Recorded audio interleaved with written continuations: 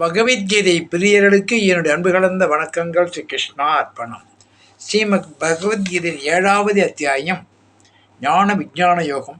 இதில் 7வது ஸ்லோகத்தில் பகவான் என்ன சொல்கிறாரா, தனஞ்சயா, எனக்கு மேலானது வேறு எதுவும் இல்லை, நூலிலே மணிகள் போன்று இவையாவும் என் மீது கோக்கப்பட்டிருக்கிறன. ஸ்ரீ கிருஷ்ணா அர்ப்பணம்.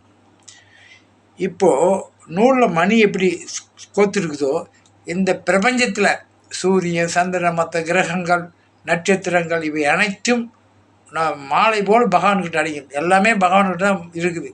ஆனால் இதுக்கிட்ட பகவான் இல்லைன்னு சொல்கிறது.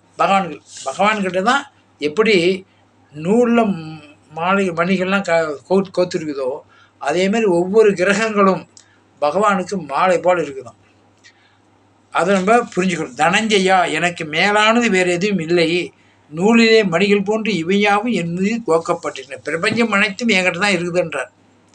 இதை புரிஞ்சதுக்கு நம்மளுக்கு ரொம்ப கஷ்டம் இல்லை. ஞானம் அடைஞ்சிட்டு அது புரிய ஆரம்பிச்சிடும்.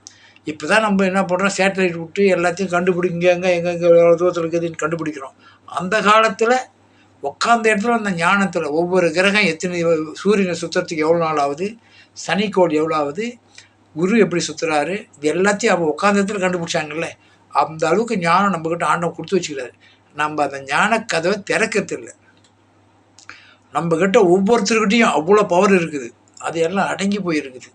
அதை நம்ம விழித்தை செய்து அதை ஓப்பன் பண்ணுறதுக்கு தான் நம்ம இந்த பகவத்கீதை படிக்கிறது, பெரியவங்க பேச்சு கேட்கறது, பக்தி பண்ணும்போது நம்மளுக்கு தானாக சில பேர் இதை முயற்சி பண்ணால் இந்த 7 சக்கரங்கள் இது ஆகுது, அதை விழிக்க செய்யலாம், இயக்க செய்யலான்னு சொல்லுவாங்க. அது தப்புன்னு சொல்ல வரல.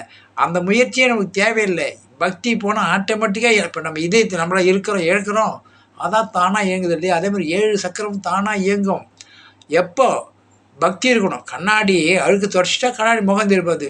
முகம் தெரியலையேன்னு சொல்லிட்டு நம்ம அழுக்க தான் துடைக்கணும். நம்ம மனசு இருக்கிறது அழுக்கு சுத்தமாயிடுச்சுன்னா எல்லா சக்கரங்களும் தானாக இயங்கிறது நம்மளுக்கு புரிய ஆரம்பிச்சிடும். ஓம் சக்தி ஓம், ஓம் தத் ஷத் கிருஷ்ணா அர்ப்பணம்.